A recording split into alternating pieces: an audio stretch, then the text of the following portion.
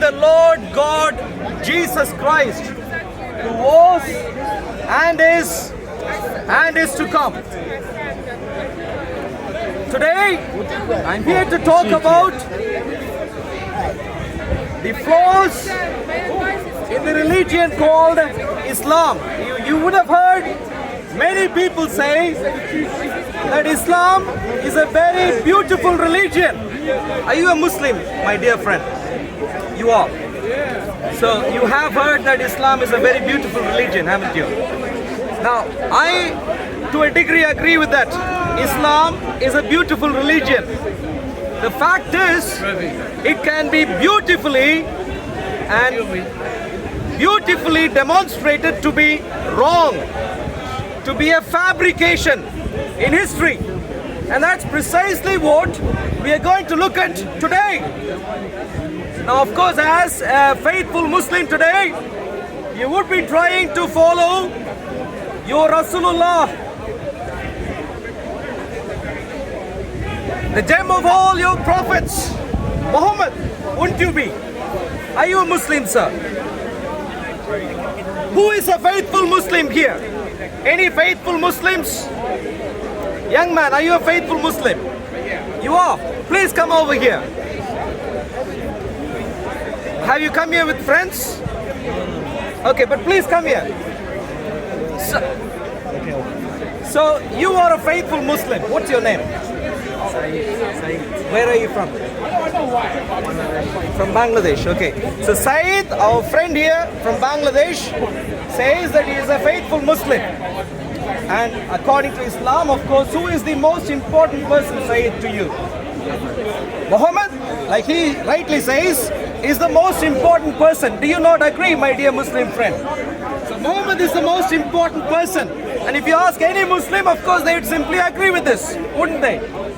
Muhammad is the most important person.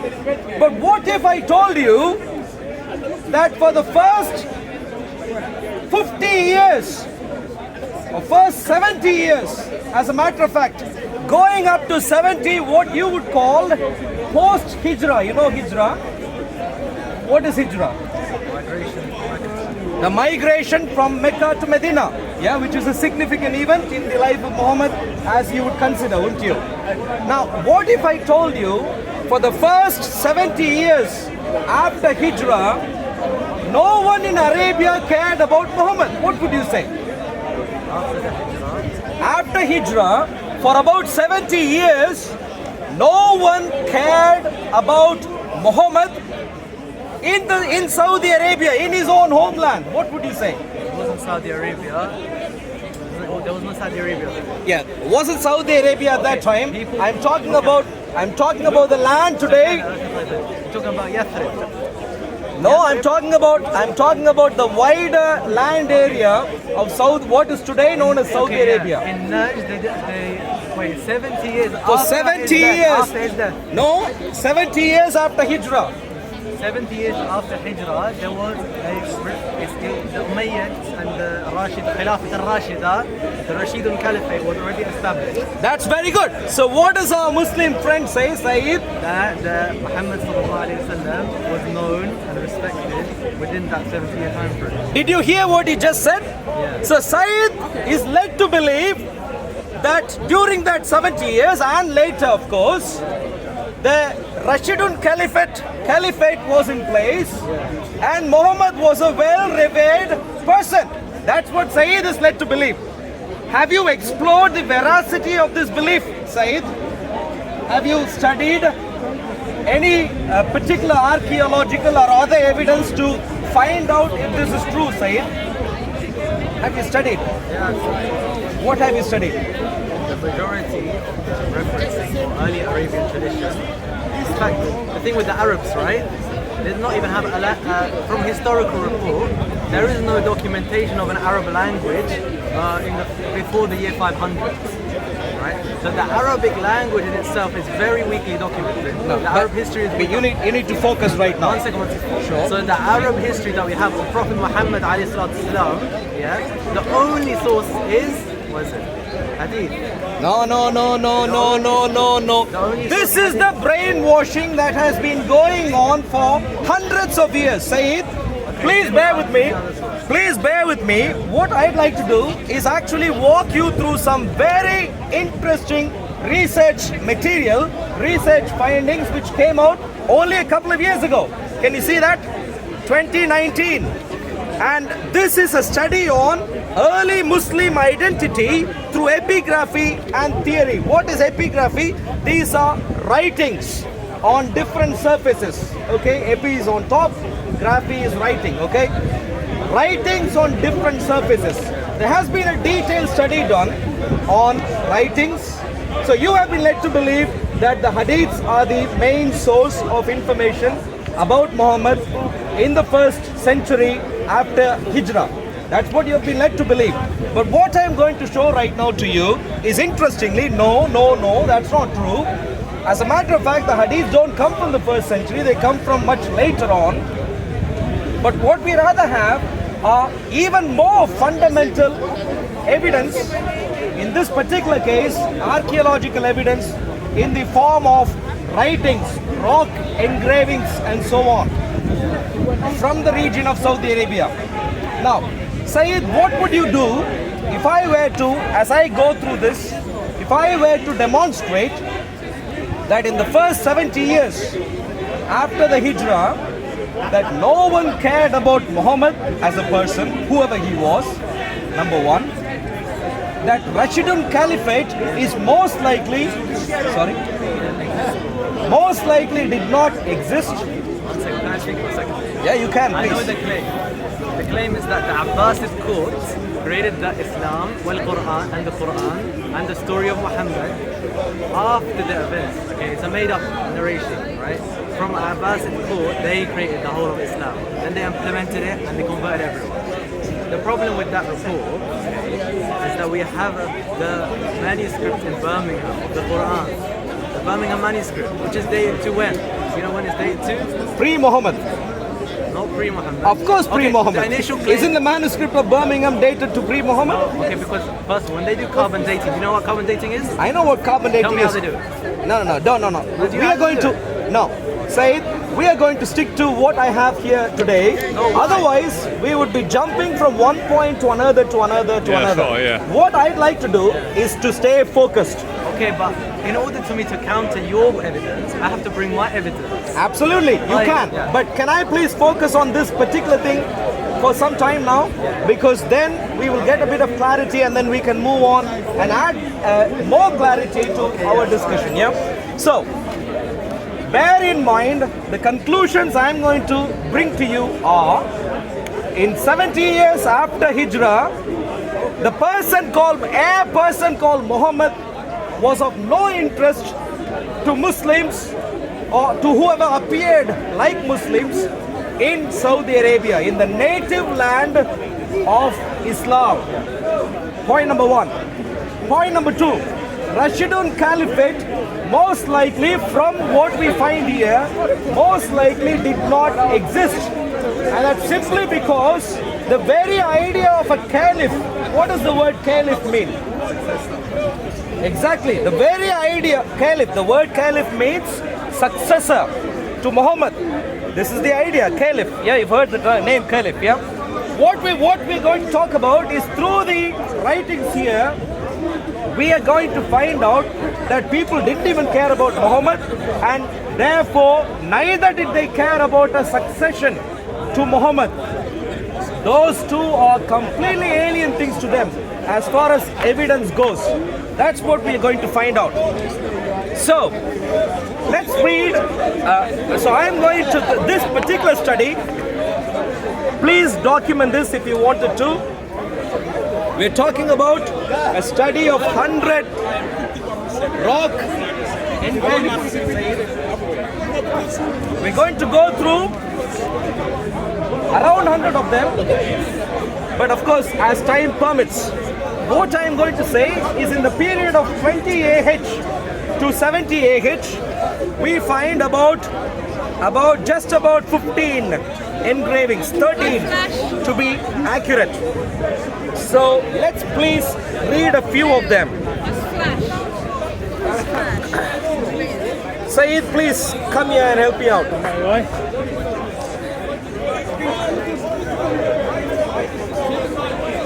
The historically first attested epigraphy, a rock engraving which is from a normal person in Saudi Arabia, is here. Can you see that? Recorded as in 23 AH post Hijrah, yeah?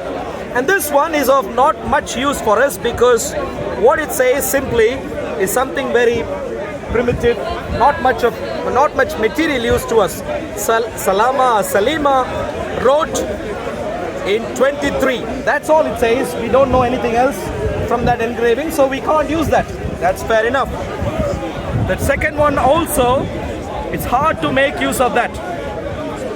Please focus here. 24 AH, Sayyid. What does that one say? The name of Allah. Yeah. So he wrote this at the time when Umar died in the year 24. Okay, so there is a mention about a person called Umar. No qualification given to him. No qualification given to him. Name in the name of Allah, and then the only other reference we find is to a person called Umar. That's all we find there. We're going to now move on. Please, if you could help me out.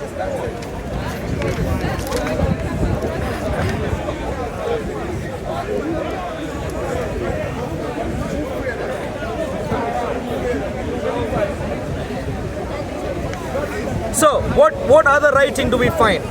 Can you please read this, Sayyid? Which one? This one is in 46. Here. اللهم اغفر لعبد الله بن ديران. Oh God, forgive Abdullah ibn Duyram. It was written, he wrote in Muharram Dukhul.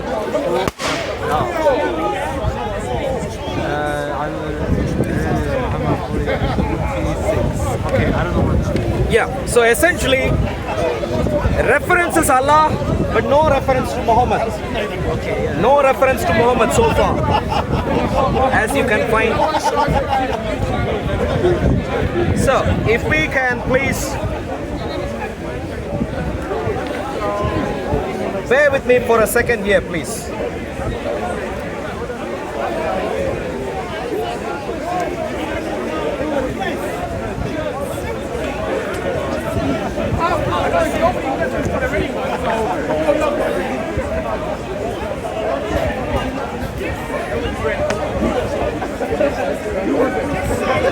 Please read this. What do we find here? Sayyid. In the name of God, the merciful, the compassionate, the great, Mr. Abdul Rahman ibn Khair al-Hajri. Okay. So we ask forgiveness for him when Oh God, forgive him. Yeah, okay. Oh God, forgive him and let him have your mercy and also him. Ask forgiveness for him when his inscription is recited and say Amen, Amen. Any reference to Muhammad so far? No. I mean, it's just how long? I'm not going long. But is there any reference to Muhammad so far? Okay, let's read this. Let's read this. This is very important. 58 after Hijrah in Saudi Arabia, Al-Taif, near Al-Taif, we find this. If you can please help me out, Sayyid.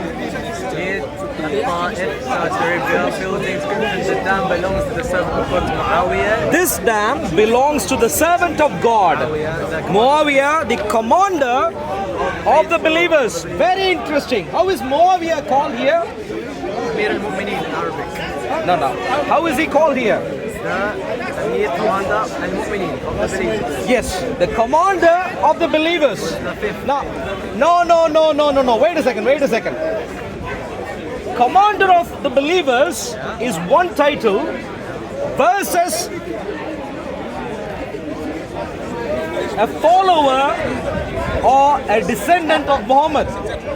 What does the term caliph mean? Khalifa is a successor. Successor of Muhammad. So when you mention the name caliph, a caliph, the successor of Muhammad means much more than a commander, doesn't it? A mere commander is not any successor. Are you with me so far? I don't get the point. No, the point is, if you were to mention about Muawiyah, and if you were to give an accurate description of his role, his office, what would that be? Exactly. If you were to give reference to Muawiyah and reference to his office, the primary idea you would use is that he is a caliph, successor to Muhammad, in an official engraving especially. But what do we find here? What do we find here, Sayyid? Oh God, forgive the servant. Sorry. This dam belongs to the servant of God, Muawiyah. And what is the qualification given in an official documentation? Are you trying to say Muawiyah was not the caliph? Now, what I am saying is, in an official document, in an official engraving, Okay, yes. if you were to describe Muawiyah, what would that be according to Islam today? Well, there's a difference of opinion because I take the opinion, right, that Ali, you know Ali, was the caliph after Uthman. And after Ali, it was Al-Hassan. And then it was Muawiyah. So Muawiyah was not the caliph until Al-Hassan passed away. But whoever was the caliph was the commander of the army also in Islam. But the thing is, there was a fight between Ali and Muawiyah. I know, but I'm not talking about the fitna. I'm not talking about the civil war that happened. I am not talking about Shia Sunni divisions and so on at the moment.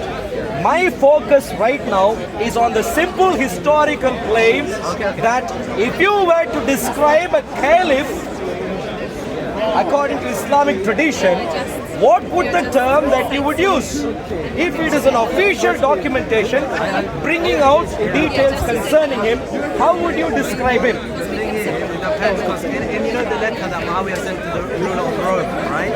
He said, "Min Amir al-Mu'minin ila Qaisar Rum." He said he called himself the commander of the faithful. Exactly, that is precisely my point. When the opportunity was ripe, Sayyid, for the caliph to speak out, the identity that he needed to portray, that he needed to pass on, give out, was the fact that he was the successor of Muhammad. If that were indeed the case. But what we find is that he simply says that he was the commander of the army of the believers. That's all he says concerning himself. Do you see a problem there? Well, I see a problem. In a historical, okay, let's put it this way. You know the Prime Minister of our nation here today, Liz Truss. Yeah? If she were to write a very important letter, please pay attention here. If she were to write a very important letter to the President of the United States, how would she identify herself? As the Prime Minister. When the Prime Minister writes a letter to a foreign dignitary, it would make sense that the Prime Minister would identify herself as the Prime Minister. But what if, when Liz Truss writes a letter, she only says that she was a member of the Parliament in the United Kingdom? What problem do we have? Say it, please help me out. It's different, but this is not same. No. This is the same thing. I let you talk a long time. I know, but you need to stick to the point I'm trying to make. If Liz Truss were to write a letter, please say it. If Liz Truss were to write a letter to the President of the United States, and if she identifies herself only as a member of the Parliament, what problem do we have? Okay, the thing is, it's not the same thing. It's very much the same thing. Can I tell you why? Okay, please. Firstly, Liz Truss saying she's a member of the parliament does not denote that she's the head of the state. Alright? Correct or not? Yes, it doesn't imply. It does not denote that she's the head of the state. But when you have the title Al-Amir, what's Al? Is the definitive article. There's only a singular. Al-Amir, Al-Mu'minin, there's a singular, it's a single, the commander of the faithful. That title was reserved for who? Abu Bakr, Umar, wa Uthman, wa Ali, wa Hassan, wa Hussein, wa Muawiyah. Then the rest, right?